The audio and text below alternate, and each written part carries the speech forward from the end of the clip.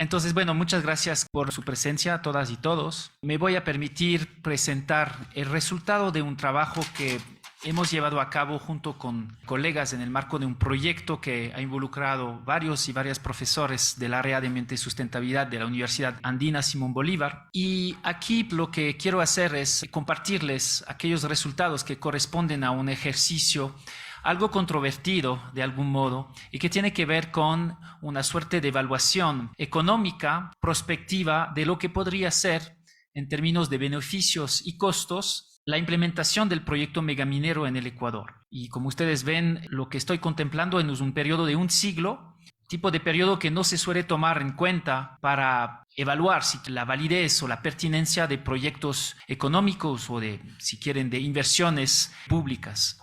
Sin embargo, pues de cara a lo que son los impactos, en particular los impactos ambientales de la megaminería, los cuales pues, se sabe perfectamente que se manifiestan no solamente durante décadas, sino siglos, incluso milenarios, pues surge la necesidad de considerar una evaluación que sí abarca al menos décadas, sino siglos, pues yo me quedé aquí con un siglo. Para presentarles los resultados de esta pequeña investigación que he llevado a cabo en los últimos años, en primer lugar quiero hacer una serie de recordatorios que de algún modo se van a traslapar con presentaciones anteriores mías en los otros coloquios, pero bueno, creo que sí es importante volver a asentar algunas características que acompañan la implementación del modelo megaminero para entender pues la necesidad y también pues las modalidades que he seguido en aquel análisis de costo-beneficio extendido que estoy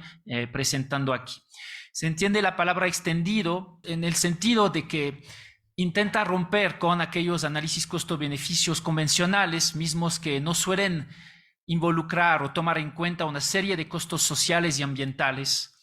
Y bueno, les detallaré un poquito en la medida del tiempo de lo cual dispongo, cuáles tipos de costos y de beneficios he pretendido tomar en cuenta en aquel análisis. Como en la primera parte, de manera muy breve y rápida, recordar que estamos en una fase de aumento casi exponencial de la demanda en minerales. Aquí es un gráfico del Banco Mundial en el cual vemos de manera desagregada cómo ha aumentado la demanda de metales, en particular a nivel global, demanda que está muy en particular asociada al crecimiento de China. También recordar, ya lo he hecho anteriormente, pero creo que sí es importante para entender el contexto en términos metabólicos en el cual nos encontramos con la megaminería, pues recordar que estamos cada vez más explotando yacimientos de baja calidad, es decir, hay una suerte de baja tendencial de la calidad de los yacimientos explotados. Eso es válido para todo tipo de metales.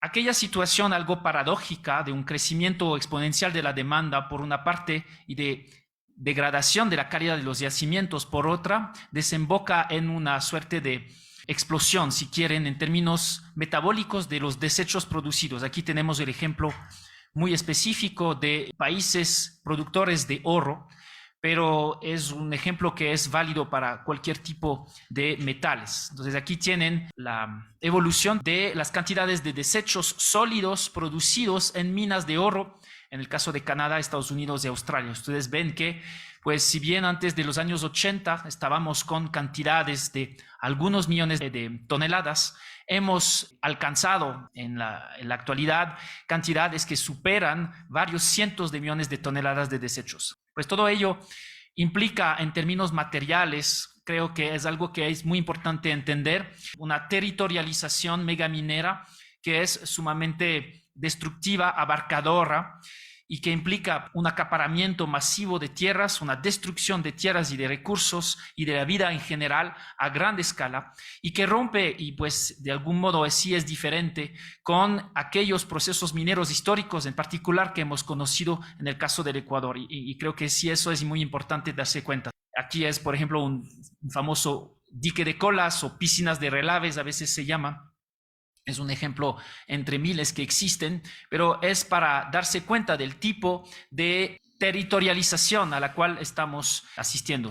Y eso, pues, por supuesto, tiene vocación a seguir y a profundizarse con la llamada transición energética y el aumento aquí he puesto drástico de la demanda que le acompaña para varios nuevos minerales, como es el caso del litio, muy conocido, pero también un aumento de la demanda en aquellos metales convencionales, como es el cobre, el níquel o cobalto. Solo para recordar muy brevemente, y creo que sí es importante para justificar un poco la importancia de integrar aquellos costos ambientales y sociales que acompañan la megaminería. Entonces existe una amplia documentación de la profundidad, la violencia, de aquellas consecuencias sociales y ambientales que acompañan la megaminería. Tal vez las más caricaturales y dramáticas son aquellos grandes accidentes.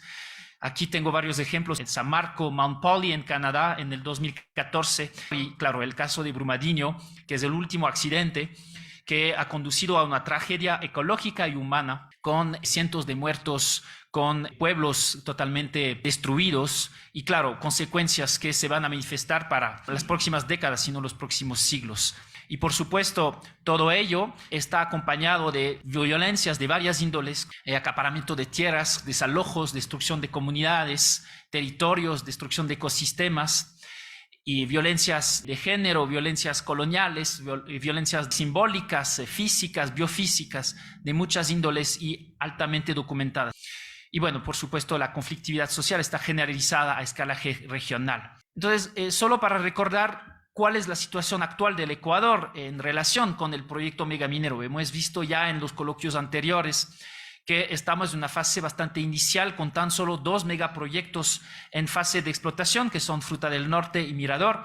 Pero aquí les quiero compartir una serie de datos que caracterizan pues, la situación en la cual nos encontramos. Tenemos una serie de alrededor de 30 megaproyectos mineros en cartera. Esta lista sigue aumentando a cada rato. Y tenemos alrededor del 9% del país que está concesionado o en vía de concesionamiento. Aquí tiene un mapa de los diferentes proyectos. Aquí vemos que la mayoría de los megaproyectos mineros se encuentran en las partes altas de las cuencas hidrográficas, lo cual implica unos problemas en términos de contaminación y de afectación a los recursos en agua para las próximas décadas. También en términos de conflictividad social, Ecuador ha sido caracterizado en esa fase temprana de instalación de la megaminería, de producción del territorio megaminero, de la adecuación de las precondiciones materiales, sociales, sociopolíticas que necesitan las empresas megamineras para impulsar sus inversiones de miles de millones de dólares, pues ha implicado una conflictividad que ha ido intensificándose en las últimas 2 a 3 décadas. Y bueno, solo para contarles, porque hoy vamos a hablar muy en específico de la Cordillera del Cóndor, que el proyecto Mirador, que es realmente el ejemplo que tenemos ahora de mina en explotación, es un ejemplo realmente como dramático de lo que puede ser el gigantismo minero y la megaminería. Aquí tenemos un esquema de la situación con pues 2 diques de relaves que van a representar, una vez la explotación minera acabada, 3 veces el lago San Pablo de lodos contaminados. Pues tendremos escombreras que van a representar 5 panecillos de desechos sólidos. Bueno, en fin, aquí ven cómo tienen en términos metabólicos una transformación y una intervención de gran intensidad. El Ecuador, además, es un país que a priori no parece ser muy adecuado para implementar aquella megaminería, pues siendo un país altamente sísmico, altamente pluvioso. Los terremotos, las inundaciones son pues en gran medida los grandes responsables de aquellos accidentes y catástrofes que acompañan las roturas de diques de colas. También es un país altamente biodiverso, altamente agrícola, de caprichosa topografía. Las pendientes son un factor agravante de los riesgos de contaminación. Y pues para terminar, de débil institucionalidad. Por lo tanto, creo que sí es muy importante, es pertinente plantear ese ejercicio de averiguar cuál es la pertinencia, la relevancia para un país como el Ecuador de apostar a aquella actividad megaminera, y por ello les propongo ahora compartirles una serie de resultados que viene con este ejercicio que es más del corte de economía ambiental. Es decir, es un ejercicio en el cual me he planteado, al menos en primera instancia, usar aquella herramienta que es el análisis costo-beneficio, que como sabemos es una herramienta que es sumamente limitada. ¿Por qué es limitada? Por el hecho de que solamente puede caracterizar aquellos beneficios y costos que se pueden expresar en términos monetarios. y no aquellos costos de beneficios que existen, pero sobre los cuales no podemos poner una cantidad de dinero, un precio, un monto en dólares.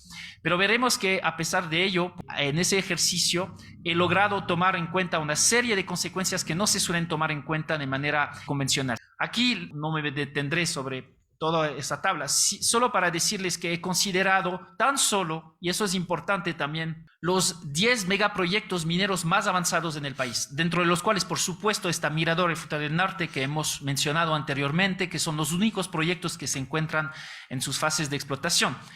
Pero también hay un conjunto de 8 proyectos más que corresponden más o menos a los proyectos que los gobiernos sucesivos han calificado de estratégicos o de segunda generación. Dentro de estos está Loma Larga, Río Blanco, Pananzá, San Carlos, Yurimagua, Cascabel, Cangrejos, La Plata y el Domo Curipamba. Con aquellos 10 megaproyectos me he planteado realizar este análisis costo-beneficio. La razón por la cual solo considero estos 10 megaproyectos es por la falta de datos técnicos de los otros proyectos que están en cartera, que están en fases demasiado tempranas para tener pues los detalles técnicos suficientes para llevar a cabo este estudio, en el cual el dato más importante, si quieren, es aquello que figura en esta columna que dice TD, que significa toneladas por día. Entonces, en el caso de Mirador, por ejemplo, ven que se está planeando un tratamiento de 60,000 toneladas de roca al día. 60,000 toneladas de roca, de las cuales tan solo el 1% corresponde al concentrado de cobre que va a ser exportado, es decir, 59,000 toneladas son desechos que se quedan en el sitio. Tan solo con estos 10 megaproyectos podemos hallar una suerte de retrato metabólico de lo que significaría la megaminería para el país. Y ahí pues tenemos tan solo los desechos domésticos, el agua consumida y la luz consumida. Podríamos añadir otras características como el uso, por ejemplo, de reactivos químicos. Pero con tan solo eso lo que estoy haciendo es una comparación de lo que implicaría la implementación de aquellos 10 megaproyectos mineros con lo que significa, pues, en términos de desechos de agua y de luz, lo que consume todo el Ecuador.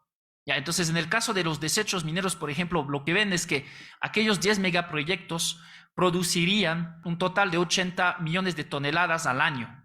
Ya, y si comparamos eso con los desechos domésticos producidos anualmente en el Ecuador, 3 millones de toneladas. Multiplicamos por 25 con tan solo estos 10 megaproyectos la cantidad de desechos producidos. Y así sucesivamente para el agua o la luz. En el caso del agua, llegaríamos a aumentar del 5.4% el agua consumida con tan solo estos 10 megaproyectos mineros y un aumento de 9.3% de la luz consumida. Es decir, en el futuro, la 10ª parte de la luz consumida en el país correspondería a solamente estos 10 megaproyectos. El análisis que me he propuesto hacer, como les dije, es un análisis que solo considera aquellos costos que van a ser cuantificables en términos de dólares.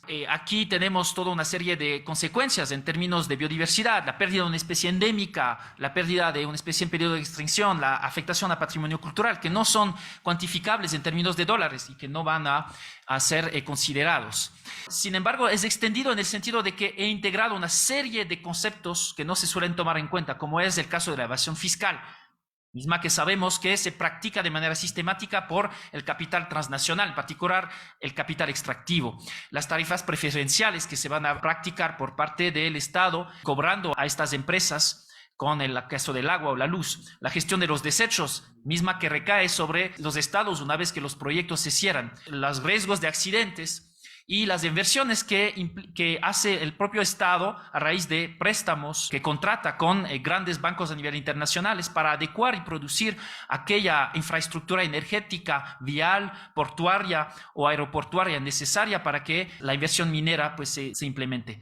Y he tomado el Estado como unidad de estudio general y van a ver cómo presento los resultados a continuación. Ya, esos son los diferentes conceptos, costos y beneficios, una larga lista. En verde están solamente los beneficios y costos que he tomado en cuenta. Entonces ustedes pueden ver que en la lista de costos hay una serie de aspectos en anaranjado que no he tenido el tiempo de tomar en cuenta, pero que para unos estudios ulteriores valdría tomar en cuenta. He resaltado 2 escenarios, uno optimista y uno realista.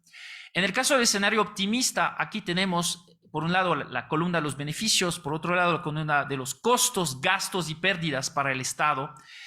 Y lo que vemos en un escenario optimista es casi un empate en cuanto a los beneficios producidos durante aquel periodo de 2020 a 2120 por una parte y los costos, gastos y pérdida por otra parte. La ratio costo-beneficio es lo que más nos interesa en realidad. Entonces ahí tenemos una ratio de 0,92, es decir, casi en este caso optimista, tantos costos como beneficios. Y aquí pues es un gráfico que ilustra de manera más visual, si quieren, y desagregada cómo se reparten aquellos beneficios y costos. Y aquí tenemos el escenario más realista en el cual llegamos a una ratio costo-beneficio de 1,5, es decir, los costos van a representar 1,5 veces los beneficios hallados. Pues mismo que se ilustra con este gráfico, en el cual vemos que para aquel periodo tendríamos un total de 71 mil millones de dólares de costos, gastos y pérdidas versus 47 mil millones de beneficios hallados. Y para terminar, lo que hice es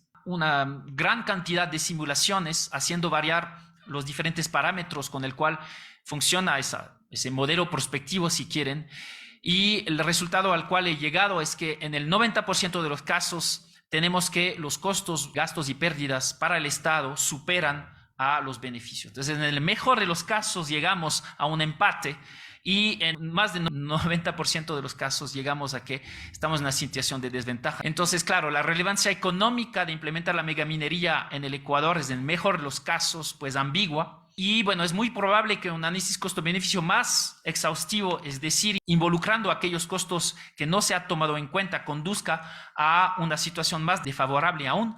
Y en un análisis que incluso tomaría en cuenta aquellos costos que no se pueden valorar en términos monetarios, estaríamos en una situación más desfavorable aún.